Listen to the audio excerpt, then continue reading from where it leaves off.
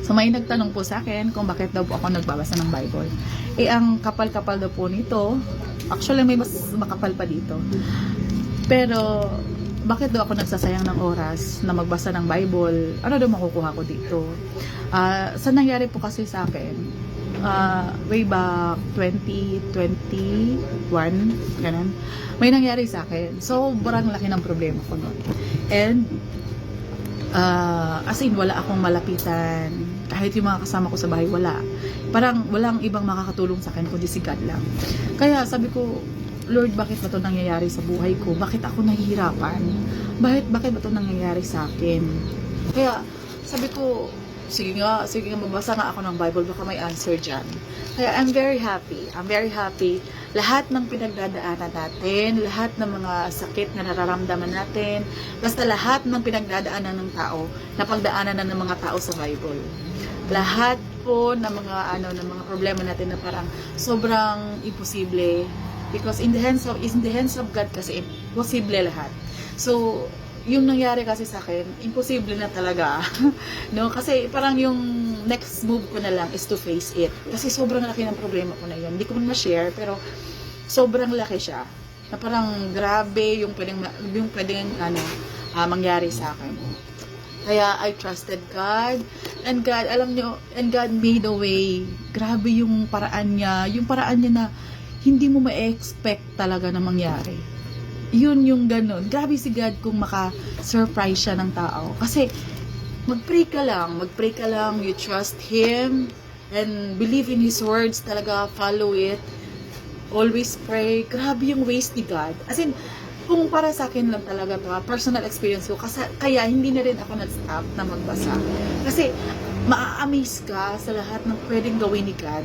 Yun. Tapos, nakikita ko rin siya sa experience ko sa buhay.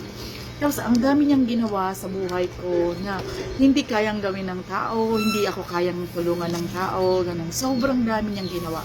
And in His words, ang dami kong natuklasan na promise niya.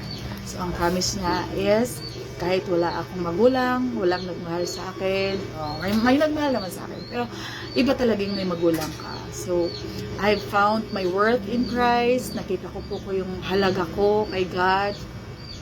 Ano pa ba? Yung puso na puno ng kaligayahan kahit man ang dami nating pinagdadaanan. Ano pa ba? Yung peace na hindi mo makukuha sa kahit anong bagay sa mundo. Kasi yung joy kasi, like for example, may new trend tayo na iPhone 20 Pro Max. Wala pa, no? Pero, kung sa worldly talaga na perspective, parang masaya ka na doon. Pero hindi naman talaga yun talaga. Magbibigay sa'yo ng permanent kasiyahan. Like, for example, may nabili ka na expensive things or whatsoever. Akala natin talaga masasayahan tayo permanently. But things change. Permanent po ang change. And God will help us sa lahat ng bagay na pinagdadaanan natin. That's why we need to read the Word of God para alam po natin kung ano po yung mga solusyon sa mga problema natin ngayon. And because of God, and because of the Word of God, natuto po talaga ako mag-rely sa Kanya. Kasi ako tao lang ako dust lang ako, galing lang ako sa abo. Makasalanan pa. Wala akong kayang gawin sa buhay. Wala akong kayang gawin na hindi gaya ni God, na kaya niyang gawin lahat. That's why, kung yung backer nyo kasi si God, guys, yung backer natin si God, lahat posible. The greater the relationship, the greater the backing. So, kung may relasyon tayo sa Diyos, and yung relationship natin, nabibuild natin yung sa laging pagdadasal, because nakakonect po tayo sa Kanya. So, pag once na bibigyan natin siya ng pagkakataon na magsalita sa atin, or to be in our lives, lalo na kung nagsisimba tayo or nagbabasa ng Bible, giving time to God, God is very pleased to us.